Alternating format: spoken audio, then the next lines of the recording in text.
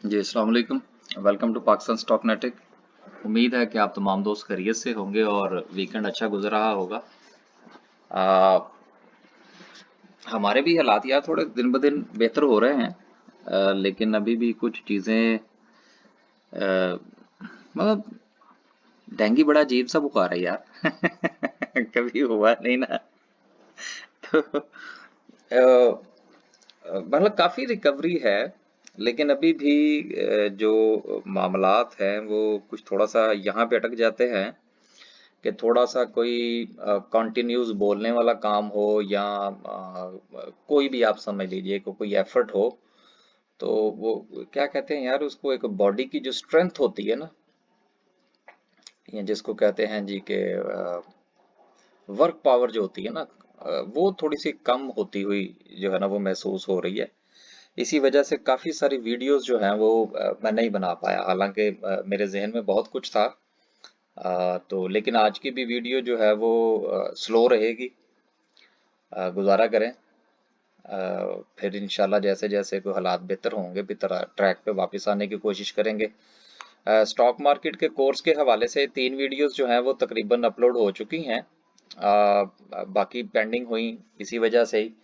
तो इंशाल्लाह मुझे उम्मीद है कि अल्लाह ने चाहा तो नेक्स्ट वीक से जो है ना वो कुछ एक दो वीडियोस में मज़ीद स्टॉक मार्केट के जो कोर्स के हवाले से है वो इंशाल्लाह अपलोड करूंगा। उन तमाम दोस्तों से गुजारिश है जो माशाल्लाह काफ़ी अरसे से स्टॉक मार्केट में काम कर रहे हैं, वो भी ज़रा इनको एक नज़र देख लिया करें, को स्किप स्कुप करके ना को 5-7 मिनट की देख लिया करें। अ, मेरा ख्याल है कि शायद उनको भी थोड़ा बहुत इससे फ़ायदा होगा। फ्री का यार कौन सा चार्जेस हैं इसके। तो 15-20 मिनट ही देने हैं ना, तो थोड़ा टाइम दे लें। आपको इससे फ़ायदा होगा। अब चलते हैं जी आगे और देखते हैं कि क्या सूरत हाल रही। मार्केट ने बहरहाल आखिरकार जो है वो 46,000 का बैरियर जो है वो क्रॉस कर लिया है। हमारा ख्याल था कि 46,153 से ऊपर अगर मार्केट क्लोजिंग देती है तो फिर हम 47,000 की बात करेंगे, उससे पहले नहीं। तो बहरहाल अच्छी क्लोजिंग थी। मार्केट ने 272 पॉइंट जो है वो डाले हैं, 300 ही समझें। 272 क्यों कहना है यार। अब बात यहाँ पर ये है कि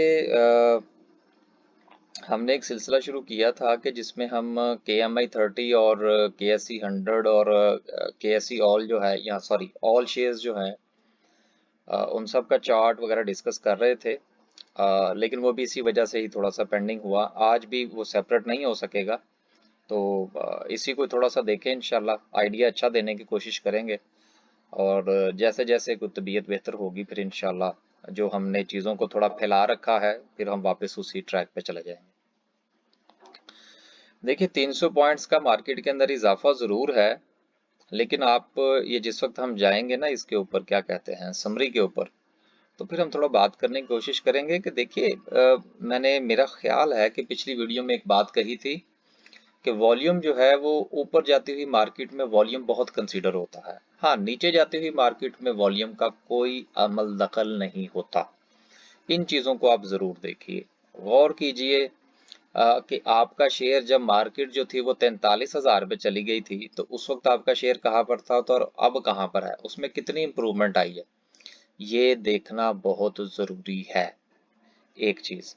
दूसरा ये है कि देखिए मुझे कुछ मार्केट के अंदर जो है अ, जिसको कहते हैं ना कॉस्मेटिक मूवमेंट नजर आ रही है।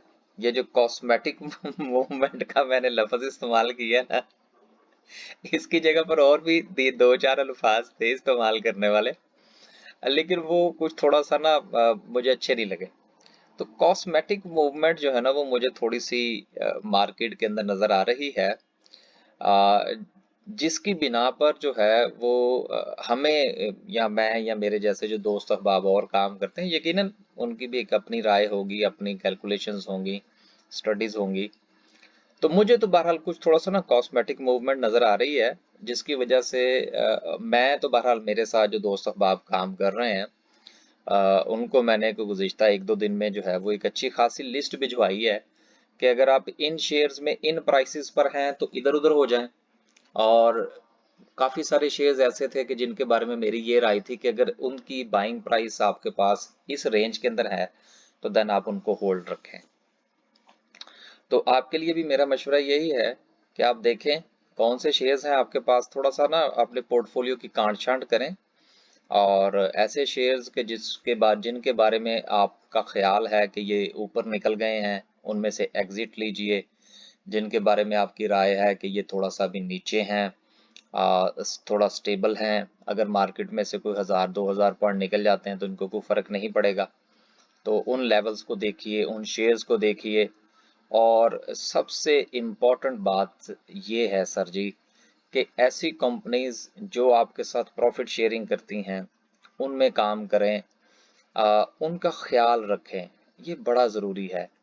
अ, वो मार्केट को सहारा देने वाली कंपनीज हैं। देखिए देखिए मेरी कोई रिश्तेदारी नहीं है किसी कंपनी के साथ, मेरी दुश्मनी भी नहीं है किसी कंपनी के साथ, ठीक है ना। कैपिटल गेन लेना हमारा हक है, हर बंदे का हक है, उसको देखना चाहिए। लेकिन साथ में उन कंपनीज को जरूर देखना चाहिए कि जो वो यार वो ये बड़ा हिम्मत का काम। मैं आज आपको एक बात बताऊं, आज थोड़ी तबीयत ठीक है, शायद वीडियो थोड़ी लंबी हो जाए। ये बड़े हौसले की बात होती है कि अपने जो है ना वो जेब में से निकाल के किसी को देना, बड़े हौसले की बात होती है। वो अक्सर हमारे उस्ताद साहब जो है ना इस मौजू पर बात किया करते हैं, तो वो कहते हैं यार पता तो उस वक्त लगता है ना जिस वक्त आप अपनी जेब में से निकाल के दें। किसी को कहना कि यार ये एक फलां काम कर दो, उन्होंने कहा नहीं, अपनी जेब से निकालो तो फिर पता लगेगा क्या भाव बचती है। तो ये बड़ा दिल जिगरे का काम होता है यार। और ये हमारे पाकिस्तान स्टॉक मार्केट के अंदर एक नहीं बीसियों कैसी कंपनीज हैं जो आपके साथ प्रॉफिट शेयरिंग करती हैं। तो जो प्रॉफिट शेयरिंग करने वाले शेयर्स हैं उनका ख्याल रखें, उनमें काम करें। वो अगर अच्छे लेवल पर मिले तो उनको जरूर बाय करें, और अगर कुछ अरसा उसको रखना भी पड़ता है तो रखें, कोई बात नहीं, कुछ नहीं होता। और ऐसे शेयर्स जो बगैर किसी वजह से के वो 5-5 हज़ार% राइट्स इशू कर देते हैं और पता नहीं क्या वो बंदर की तरह टपूसियां लगाते हैं, ऐसे शेयर से ना जरा परहेज किया करें। या तो आपकी कोई अच्छी खासी स्टडीज हो ना, तो फिर तो ठीक है। लेकिन अगर सिर्फ आपने महज ये देखना है कि जी ये शेयर जो है ये 50 रुपए से उठा जी और 200 पे चला गया, और क्यों चला गया भाई, ये तो देखें कि क्यों चला गया। उसके उसमें से उसके सेहन में से को तेल निकल आया वहां से, क्या कुछ सोने के पहाड़ निकल आए हैं। तो इन चीजों को जरूर देखा करें। मैं आज भी बहुत सारे शेयर्स ऐसे हैं जिनके बारे में अक्सर मेरे क्लाइंट्स भी मुझसे कहते हैं जी आप ये नहीं कभी रिकमेंड करते हैं। मैंने कभी मैं क्यों करूं, उनके अंदर है ही कुछ नहीं। तो जिसके जिसके पास कुछ होगा उसी को ही हम रिकमेंड करेंगे ना। अच्छा यार गप्पे शप्पे बड़ी हो गई, आगे चलते हैं। मार्केट ने 300 पॉइंट डाले हैं, बड़ी अच्छी बात है, थोड़ा कॉस्मेटिक मूवमेंट है। कांट छांट फरमाइए अपने पोर्टफोलियो की। सीमेंट सेक्टर का जहां तक ताल्लुक है इंशाल्लाह उसको हम उसमें समरी में भी डिस्कस करेंगे। कोल प्राइसेस नीचे आ रही हैं, उनके ऊपर नजर रखें, लेकिन फिर भी जहां पर आपको अच्छा लेवल मिले, अगर आप पहले से फंसे हुए हैं तो मेरा ये ख्याल होगा कि अगर आपका लॉस जो है 10% या उससे ऊपर का है और जैसे ही वो रिकवर हो तो उसमें से कुछ क्वांटिटी आपको एग्जिट करनी चाहिए, नो लॉस नो प्रॉफिट के ऊपर। ये मेरी एक अपनी राय है, आप इससे यकीनन इख्तलाफ फरमाइए, आपका जमहूरी हक है। वैसे हम जमहूरी मुल्क में रहते तो नहीं है, लेकिन फिर भी चलें। आगे चलते हैं जी, आगे चलते हैं और देखते हैं कि ऑल शेयर में क्या हुआ। ऑल शेयर में भी अच्छा इजाफा है। KMI 30 की बात करें तो उसमें भी 400-450 500 पॉइंट्स पड़े हैं। सो बहरहाल एक बैलेंस मूवमेंट जो है वो मार्केट के अंदर नजर आ रही है। आगे चलते हैं जी और देखते हैं कि सर्किट ब्रेकर क्या कहता है। सर्किट ब्रेकर ये कहता है कि आज भी माशाल्लाह 15 कंपनीज अपर कैप हैं। तारा ग्लास हुआ, पाइनियर हुआ, उसके अलावा JSCL हुआ, चले अच्छी बात है यार। फैक्टो शेक्टो भी हुए, बॉक्सले एक बार फिर ऊपर की तरफ है। भाई हमें तो नहीं पता कि इसके साथ क्या हो रहा है। आगे चलते हैं। हमारी क्या करें यार, स्टडीज ही बहुत थोड़े से शेयर्स की होती हैं। डाउनवर्ड मूवमेंट्स देखें तो सिर्फ 5 कंपनीज हैं, 5 में भी TPL ट्रैकर है, जिसको थोड़ा वॉल्यूम लगा है वो भी कोई खास नहीं है। तो आई डोंट थिंक सो कि कोई, मेरा ख्याल के कोई कंपनी जो है वो उसको लोअर कैप में कंसीडर करना चाहिए। आगे चलते हैं जी और देखते हैं कि ग्राफिकल व्यू क्या कहता है। ग्राफिकल व्यू कहता है कि टेक्नोलॉजी सेक्टर लीड किए हुए है, दूसरे नंबर पर सीमेंट सेक्टर है। सीमेंट सेक्टर के अंदर इम्प्रूवमेंट बहुत अच्छी है। सिर्फ आपसे ये गुजारिश करना थी कि जिस वक्त कोल प्राइसेस टॉप पे चली गई थी, सीमेंट सेक्टर फ्लोर पे चला गया था, तो उस वक्त भी हमने सर आपसे ये गुजारिश की थी कि सदा सारी उम्र कोल प्राइसेस ऊपर नहीं रहनी। और एक बात मैंने और कही थी, अगर आपको याद हो, तो मैंने ये आपसे गुजारिश की थी कि सर जी कोल प्राइसेस तो आ जाएंगी नीचे, लेकिन सीमेंट की जो प्राइसेस बढ़ चुकी हैं वो नीचे आने के चांसेस मुझे तो नजर नहीं आते। अभी तक तो बहरहाल मैंने कोई डिक्लाइन नहीं देखा। सीमेंट की जो बैग है उसके अंदर कोई सुनने में आया कि 700 प्लस पे चली गई है बोरी। तो अगर उसमें से कुछ कम हुआ हो तो मुझे ज़रूर बताइएगा। मैंने बहरहाल मार्केट का विजिट नहीं किया, लेकिन मैंने सुनी सुनाई बात की है आपसे, हो सकता है गलत भी हो, लेकिन आप इसको ज़रा देखिएगा कि ज़रूर। तो ये फिर और फिर आपको याद होगा कि मैंने आपसे ये गुजारिश की थी कि इस तरह से फिर बाजू का जो है ना वो प्रॉफिट्स के छक्के लगते हैं क्योंकि फ्यूल प्राइसेस नीचे चली जाती हैं, आपकी जो प्रोडक्ट की प्राइस है वो नीचे नहीं जाती, वो अपनी जगह पे स्टेबल रखी जाती है किसी वजह से। तो फिर दरमियान में जो गैप होता है ये तो फिर होगा, फिर प्रॉफिट टेकिंग तो होगी, आपको चाहे कुछ मिले या ना मिले, लेकिन इम्प्रूवमेंट आती है। टॉप 10 सिंबल्स की बात करें तो हम नेटवर्क है, मैरियट का राइट एक बार फिर बड़ा अच्छा वॉल्यूम लगा इसमें, 25-25 मिलियन का वॉल्यूम है। एसगन 9 में 15 मिलियन का है, लेकिन उसके बाद वॉल्यूम बहुत गिरता है जो कि हमें कुछ इतना ज़्यादा पसंद नहीं है। कोई बात नहीं, हो जाएगा इंशाल्लाह ठीक। सिंबल पोजीशन की बात करें तो एडवांस के अंदर 42% है, डिक्लाइन के अंदर 51% है। कोई बात नहीं, 50-50 की रेशो तकरीबन शो हो रही है, अच्छी रेशो है। इस वक्त जो मुल्क के अंदर सिचुएशन चल रही है इकोनॉमिकली और लॉ एंड ऑर्डर के हवाले से, सारा कुछ अगर आप इसमें शामिल करें, और रही सही कसर जो है वो स्टॉक मार्केट के, वो क्या कहते हैं यार इसको, सॉफ्टवेयर ने भी निकाली है। तो यार ये इस कदर नहुसतों के बावजूद भी बुरी नहीं है मार्केट, ठीक है ना। तो अच्छा है, अच्छे लेवल्स हैं, काफ़ी लोगों को प्रॉफिट टेकिंग भी हुई है। तो मेरा ख्याल है प्रॉफिट टेकिंग करनी भी चाहिए, ज़्यादा इंतज़ार नहीं करना चाहिए। आगे चलते हैं जी और बात करते हैं समरी की। 147 नीचे हैं, 200 ऊपर हैं, अच्छा है। ऑटोमोबाइल असेंबलर्स को अभी भी पड़ रही है मार, नहीं यार, मार पड़ती है। हाँ, तो बात ये थी कि अब दोबारा आइए फिर बात करेंगे। मेरा ये ख्याल था कि गंदारे जो है ना ये लीड करेंगे इंशाल्लाह, और आज की जो मूवमेंट है दोनों गंदारों की वो अच्छी इम्प्रूवमेंट है। छोटे के भाई के अंदर तकरीबन 5 रुपए का इजाफा है, बड़े के अंदर 12-13 रुपए का एक अच्छा इजाफा है। देखिए चीजें जो है वो किसी जगह पर स्टक नहीं रह सकती, वो उनके अंदर हमेशा कुछ ऊपर नीचे की मूवमेंट जो है वो देखने को मिलती है।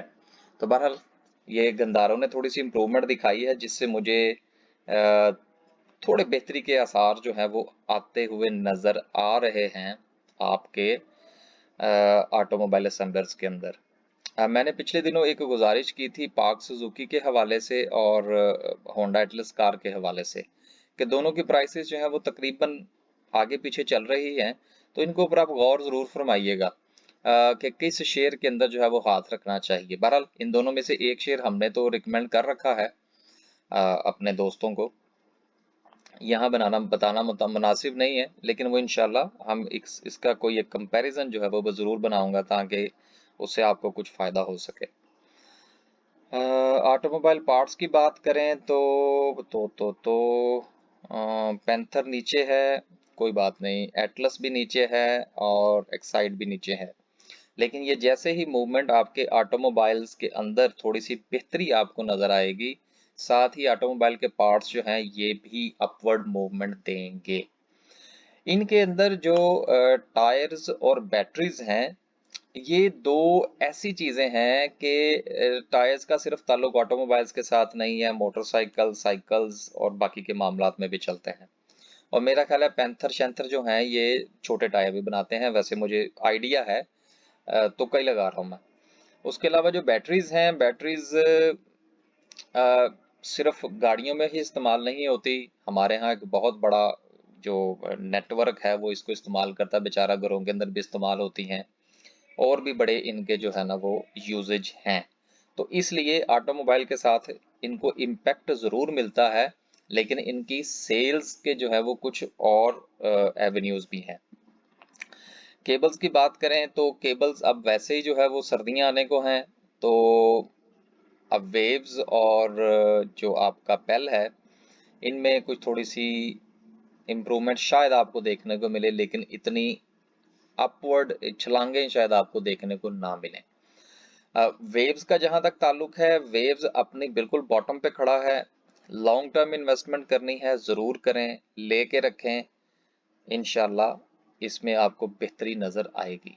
कोई रेकमेंडेशन नहीं है, सिर्फ आपसे राय जो है ना वो शेयर की जा रही है। सीमेंट सेक्टर की बात करें तो माशाल्लाह सारा ही छक्कों वाला है। बहुत अच्छी इम्प्रूवमेंट लकी के अंदर भी, मैपल लीफ के अंदर भी बहुत अच्छी इम्प्रूवमेंट है। गरीब वाल भी ठीक है, फैक्टो शेक्टो डीजी खान भी 90 के करीब करीब पहुंचने को है। पाइनियर को देखना था यार, पाइनियर कहाँ पहुंचा है, पाइनियर भी 100 के करीब पहुंच चुका है। तो बहरहाल ये चीजें जो थी, पाइनियर हो गया, इसके अलावा डीजी खान हो गया, ये दोनों दो तीन शेयर्स ऐसे थे जो 100 रुपए की रेंज से नीचे आए थे। अब ये वापस तकरीबन जो है वो अपनी रेंज तक हमें तो जाते हुए नजर आ रहे हैं। अब आपने करना ये है कि जिस वक्त आपका ये, क्योंकि हम आपको याद होगा कि हमारी तकरीबन हर वीडियो के अंदर हम ये कहते हैं कि यार हमारे साथ जो लोग काम करते हैं ना, हमारी जो पॉलिसी है लॉस बुकिंग के हवाले से वो 0% है। मसलन हम शेयर्स को मैनेज करने की कोशिश करते हैं, थोड़ा ऊपर नीचे करने की कोशिश करते हैं, स्विचिंग वगैरह करते हैं, लेकिन हमारा ये बिल्कुल पॉलिसी नहीं होती कि आप लॉस बुक कर लें। लॉस बुकिंग हमारे डायरी के अंदर वो लफ्ज नहीं है।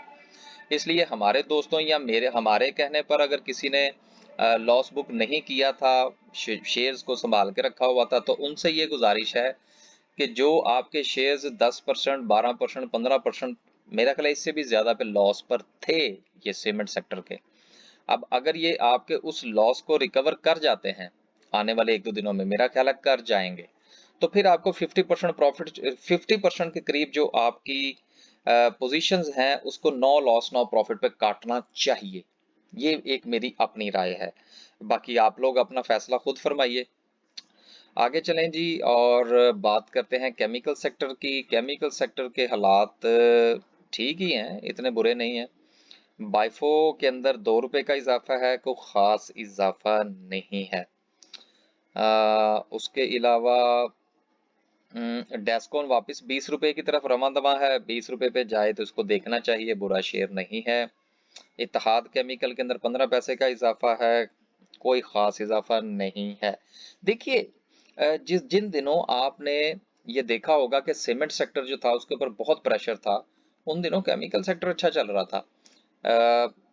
तो ये हर वक्त ना एक शेयर, एक एक सेक्टर होता है जिसके अंदर आपको मूवमेंट नजर आ रही होती है। अब आपने करना क्या है, आपने देखना होता है कि किस सेक्टर में से पैसे आपने निकालने हैं और किस सेक्टर के अंदर आहिस्ता आहिस्ता इंजेक्ट कर रहे हैं। खरगोशवारी छलांगे लगाने का कोई फायदा नहीं होगा, लेकिन सोच समझ कर आप फरमाइए, बाइंग फरमाइए, अच्छे लेवल्स हैं। आगे चलें जी, म्यूचुअल फंड को छोड़ दें। बैंक्स, बैंक्स के अंदर बहुत अच्छी इंप्रूवमेंट रही है। मैंने कुछ बैंक्स का बाकायदा नाम लेकर भी कहा था कि इनमें से इधर उधर होने की तैयारी फरमाइए। एलाइट बैंक जो है वो 80 रुपए पे खड़ा है, नीचे नहीं आ रहा। बीओपी मुझे लगता है कि 9 से 10 रुपए की रेंज की तरफ जाने के मूड में है और अब इसको जाना चाहिए। एक बार जो है वो तो 9 रुपए 10 पैसे तक गया था, तो हम मैंने तो बहरहाल अपने दोस्तों से कहा था कि वो बेचें, और फिर वापस 8 रुपए 70 पैसे से नीचे इसकी हमने इसको रीबाय किया था।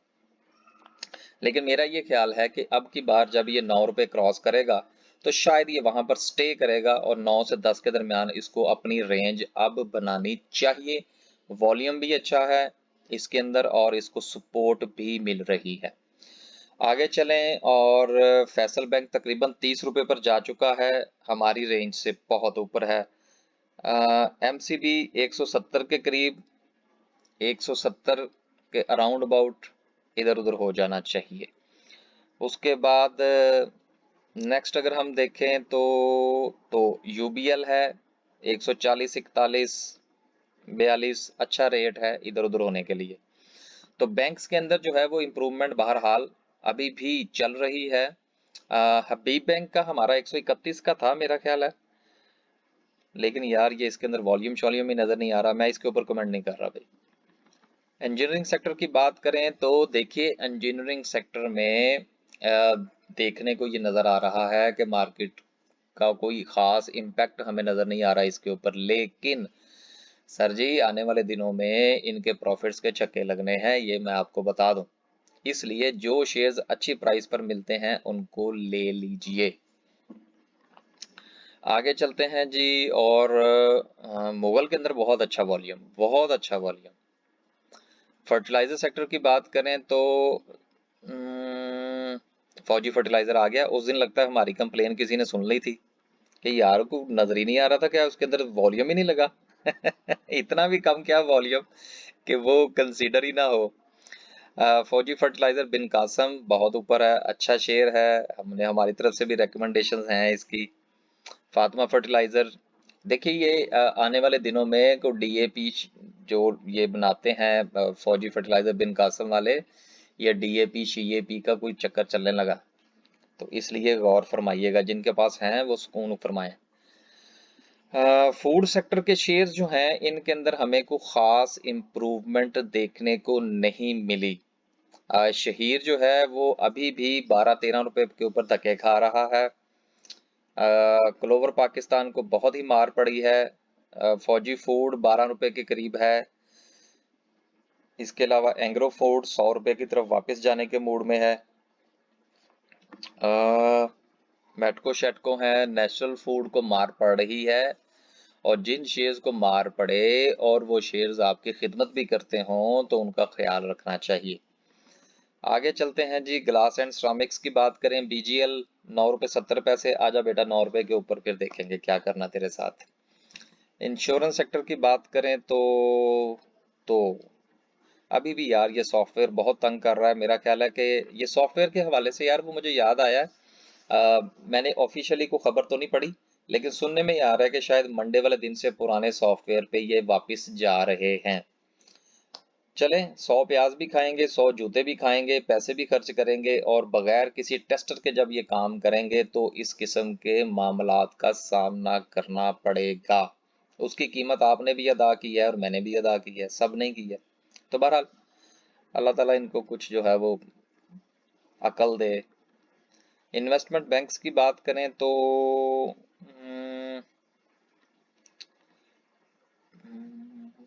काफी चीजें बहुत ऊपर निकल गई हैं, अब उनसे जरा बच के रहें। देखिए जो शेयर्स बहुत ऊपर निकल जाते हैं ना, जब वो एक हद तक चले जाएं तो फिर उनमें से इधर उधर हो जाना चाहिए। मसलन चले मैं बता ही देता हूँ, जिस तरह BIPL सिक्योरिटीज है, बहुत ऊपर चला गया है, अब चाहे 200 रुपए का हो जाए तो हो जाए, हमारा कोई मूड नहीं है इसके ऊपर इसमें काम करने का। तो इस किस्म के शेयर से जरा परहेज करना चाहिए। JSCL जो है वो भी ठीक है, 20-21 रुपए पर चला गया है, लेकिन अभी इसमें थोड़ी गुंजाइश बाकी है। आगे चलते हैं जी, लीजिंग को छोड़ दें। लीजिंग के अलावा लेदर की बात करें तो ये बेचारे चलते रहते हैं इस तरह से। मिसलेनियस की बात करें तो इको पैक हमारा शेयर है, शहजादा शेयर है, 27-28 रुपए पर रिकमेंडेशन थी हमारी इसकी।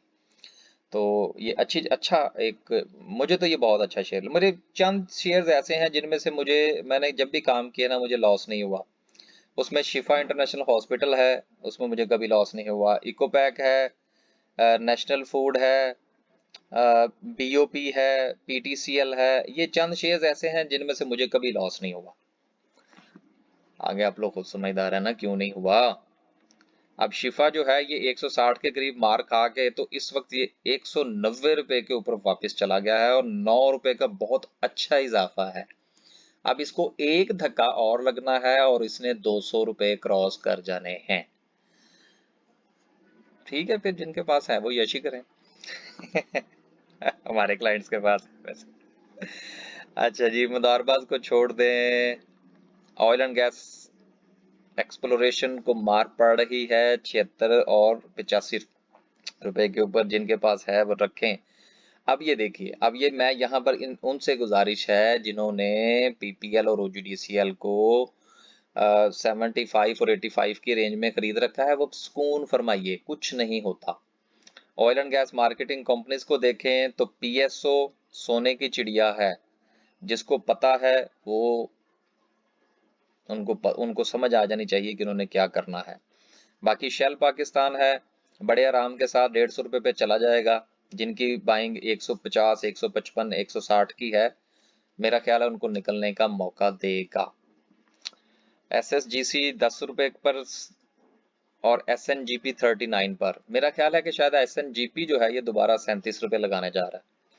पेपर एंड बोर्ड की बात करें, मैरियट का राइट है 2.5 रुपए के ऊपर। मैंने अपने दोस्तों से कहा था कि 2.5 रुपए के ऊपर इधर उधर हो जाना चाहिए। 2 रुपए 48 पैसे इसने लगाए हैं और फिर क्लोजिंग इसने दी है 2 रुपए की। अगर तो 2.48 पे आपने बेच दिया है तो बहुत अच्छा बेच दिया, और दोबारा इसमें एंट्री लेने की कोई जरूरत नहीं है। आगे चलते हैं जी और फार्मास्यूटिकल की बात करते हैं। फार्मा शार्मा में सर्ल एक्स डिविडेंड और एक्स बोनस हुआ, उसके बाद ये नीचे आया यहाँ पर, ठीक है, ये डायरेक्ट नहीं आया। तो इसलिए अगर तो आपके पास ये पहले से मौजूद है तो फिर सुकून से बैठे रहें, जैसे ही 200 रुपए क्रॉस करे तो फिर बेच लें। आगे चलें जी, पावर जनरेशन में ओके, हबको में 76 रुपए के ऊपर है, चलो शुक्र है यार इसका वॉल्यूम नजर आया। के इलेक्ट्रिक 3 रुपए 45 पैसे पे है, कैपको 27 रुपए पर, बुरा नहीं है। यहीं 25-26 रुपए से ये चला था तो इसने 40 प्लस लगाया था। अब ये दोबारा फिर आपको मौका दे रहा है। इस किस्म की बातों पर कान धरने की कोई जरूरत नहीं है कि जी इनका कोई वो लाइसेंस मनसूख होने लगा। यार अरबों रुपया लगा हुआ है पाकिस्तान में, और एनर्जी के प्लांट्स हैं ही कितने कि इसका भी लाइसेंस इन्होंने रिन्यू नहीं करना। कोई बात है सही, कुछ समझ में आती है, मेरी तो नहीं आती यार। आगे चलें जी, निशात पावर है, निशात चूनिया, सैफ पावर, वाह जी वाह, 18.5, 19 रुपए 15 पैसे लगा के आया, वाह जी वाह, वेरी गुड। 16 रुपए के ऊपर मैंने अपने कुछ क्लाइंट से कहा था, उन्होंने मुझसे पूछा जी हम क्या करें, मतलब कुछ पैसे थे उनके पास, मैंने कहा सैफ पावर लेके चुप करके बैठ जाएं। यार देखे 16-16.5 रुपए के ऊपर अगर आपने सैफ पावर खरीद रखा है और आप अगर इसको 19.5 रुपए पर भी बेचें, 3 रुपए का प्रॉफिट अगर आपको 20 रुपए वाला शेयर देता है तो सर जी परसेंटेज निकालने कितने परसेंट बनता है। हिसाब, एक होता है हिसाब लगाना, एक होता है हिसाब लगाना। तो हिसाब लगाइए, हिसाब ना लगाइए। तो कैलकुलेट करके देखिएगा कि ये कितने परसेंट का प्रॉफिट है, और फिर इसका डिविडेंड भी है। तो इसलिए खरगोश की तरह छलांगे लगाने वाले शेयर से बेहतर होता है कि शेयर खरीदिए, अच्छे लेवल पर खरीदिए और सुकून से बैठ जाइए, कुछ नहीं होता। अब यहाँ पर एक बड़ी अच्छी स्ट्रेटेजी बन सकती है कि सैफ पावर में से एग्जिट लिया जाए 20 रुपए के ऊपर, ठीक है ना, और डिविडेंड का इंतजार ना किया जाए। अब ये भी एक पॉलिसी होती है। ये इंशाल्लाह जो हम बनाएंगे ना, वो क्या कहते हैं उसको यार, अब मेरे जहन में लफ्ज घूम रहा है, हाँ, जो हमारे कोर्स वाली वीडियोस है, तो एक चीज उसमें हम ये एक्सप्लेन करने की कोशिश करेंगे कि क्या डिविडेंड वाले शेयर को डिविडेंड लेना चाहिए या एक्स होने से पहले बेच देना चाहिए। तो बहुत सारे शेयर्स के बारे में मेरी ये राय होती है कि उसका डिविडेंड नहीं लेना चाहिए और डिविडेंड लेने से पहले उसको बेच देना चाहिए। अब ये भी हर बंदे की एक अपनी स्ट्रेटेजी है, उसके मुताबिक आप भी फैसला फरमाइए। आगे चलें जी, बाइक को फिर 6-7 रुपए से नीचे आ गया है। देखें रिफाइनरीज अपनी जगह पे कायम है, यकीन कीजिए लगी हुई हैं, मैंने किसी की भी मशीनरी को उखड़ते हुए नहीं देखा। आगे चलते हैं, शुगर को छोड़ दें, सिंथेटिक को देखें। इमेज पाकिस्तान 18 रुपए पर है, रूपाली शुपाली 35 रुपए पर, ठीक है यार। टेक्नोलॉजी की बात करें तो पीटीसीएल 9 रुपए के ऊपर वापस आ गया है। आगे चलते हैं। पाक डाटाकॉम भी 63-64 रुपए पर है। कोई बात नहीं। टेक्सटाइल कंपोजिट को भी छोड़ दें यार, स्पिनिंग स्पिनिंग को भी छोड़ें, बात करेंगे सबके ऊपर। खैबर टोबैको में 22 रुपए की कमी है। पाकिस्तान टोबैको हमने रिकमेंड कर रखा है और वो लॉस में है। आगे चलें जी। ट्रांसपोर्ट का पूरा सेक्टर ही बहुत अच्छा है। देखिए पाकिस्तान इंटरनेशनल कंटेनर टर्मिनल बहुत अच्छा शेयर है, और अगर ये दोबारा आपको 150 से नीचे मिले तो फिर लेके आराम से बैठ जाया करें। जब आपको 150 से नीचे मिले आराम से खरीदें, सुकून फरमाइए। 170 175 पर बेचिए और फिर सुकून फरमाइए। भाग दौड़ किए बगैर बहुत कुछ मिलता है बहुत सारे शेयर्स में से, लेकिन हमें शेयर्स कौन सा चाहिए जो 2.5 रुपए से उठे और 25 रुपए का हो जाए। वाह जी वाह, बहुत अच्छा शेयर है, उसके अंदर आप बसेंगे भी, उसको 19 रुपए पर खरीदेंगे भी, फिर पूछेंगे कि हमें क्या करना चाहिए, तो कुछ नहीं करना चाहिए। बस जी, आगे चलते हैं जी। और आज वीडियो बहुत स्लो चल रही है और बात करते हैं कि कैंडल क्या कहती है। देखिए कैंडल बहुत अच्छी है। आ, मेरा ख्याल है कि मार्केट के जो डायनामिक्स हैं उनके मुताबिक मार्केट को 47 तक अब जाना चाहिए। एक चीज मार्केट के ट्रेंड के हवाले से, जैसे ही मार्केट ने 45,000 क्रॉस किया था तो हमारी तरफ से ग्रीन सिग्नल था कि जी मार्केट का ट्रेंड इस वक्त पॉजिटिव है, नेगेटिविटी उसमें हमें तो नजर नहीं आ रही।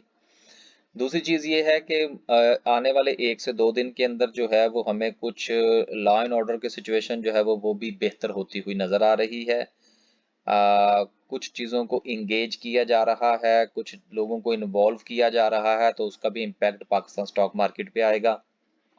सॉफ्टवेयर जो है वो भी चेंज हो चुका है। अब मेरा ये ख्याल है कि अब जो ये वक्त है वो प्रॉफिट टेकिंग का है, सुकून करने का है। मार्केट 50,000 की तरफ अगर कोई दोस्त अहबाब आपसे कह रहे हैं तो ज़रूर होगा यार, हमारी तो कैलकुलेशन अभी फ़िलहाल 46 से 47 के दरमियान है। अभी फ़िलहाल इससे ऊपर जाती हुई मार्केट हमें कुछ नज़र नहीं आ रही। थोड़े से इंडिकेटर्स की बात कर लेते हैं कि आरएसआई क्या कहता है। आरएसआई की बात करें तो पॉजिटिव है। आपको याद होगा कि मैंने आपसे ये गुजारिश की थी कि 50 से ऊपर जब आरएसआई हो तो उसको पॉजिटिव कंसीडर किया जाता है, और फिर कोशिश ये होती है कि 70 पर आप बेच दें सारा कुछ। ये मैं आरएसआई की बात कर रहा हूँ, इंडिकेटर को एक्सप्लेन कर रहा हूँ। गो कि मैं इससे इत्तेफाक नहीं करता, लेकिन आपको बताना ज़रूरी है क्योंकि बहुत सारे दोस्त अहबाब इंडिकेटर्स की बुनियाद पर काम करते हैं। तो हमारी ये जिम्मेदारी है कि हम थोड़ा बहुत जितना भी हमें पता है वो हम आपके साथ ज़रूर शेयर करें, लेकिन हमारी ये मजबूरी है, हमारे भी हाथ बंधे हुए हैं कि हमें बताना पड़ता है कि हम किस चीज़ को इस्तेमाल करते हैं किसको नहीं करते। तो 50 से ऊपर है, 60 के ऊपर तकरीबन करीब करीब है, 70 अभी भी 10 पॉइंट्स हैं, तो 10 पॉइंट्स तक को एंजॉय किया जा सकता है। उसके बाद एक और इंडिकेटर है जिसको हम लोग मैकडी कहते हैं, वो देखते हैं क्या कहता है, उसके हिस्टोग्राम्स क्या कहते हैं। अब ये देखिए कुछ चीज़ें जो है ना वो थोड़ी सी वो क्या कहते हैं सिग्निफिकेंट होती हैं। अब ये देखिए बाय का सिग्नल यहाँ पर जनरेट हुआ था, उस दिन मेरा ख्याल है हमने वीडियो बनाई थी, साथ में फिर हमने ये भी डिस्कस किया था कि ये जो बनते हुए हिस्टोग्राम्स हैं ये काफी अच्छा मोमेंटम शो कर रहे हैं। अब लेकिन अभी ब्लू और रेड लाइन के दरमियान में अब मुझे तो एक अच्छा खासा जो है वो डिस्टेंस नजर आ रहा है, लेकिन ये जो मैकडी है इस इंडिकेटर को जिस वक्त आपने स्टडी करना हो तो ना सिर्फ के ब्लू और रेड लाइन के ऊपर आपने नजर रखनी है, बल्कि उसके साथ साथ ये जो डंडे से है ना, हिस्टोग्राम कहते हैं जी इसको, इन डंडों के ऊपर नजर रखनी बड़ी जरूरी होती है। और देखना ये होता है कि ये जो डंडे हैं इनके इनकी जो जसामत है, इसकी जो लंबाई है उनमें इजाफा हो रहा है या कि नहीं। तो गुज़िश्ता 2 से 3 दिन के अगर आप हिस्टोग्राम्स देखें तो वो अपनी जगह पर थोड़े स्टेगनेंट से नजर आ रहे हैं।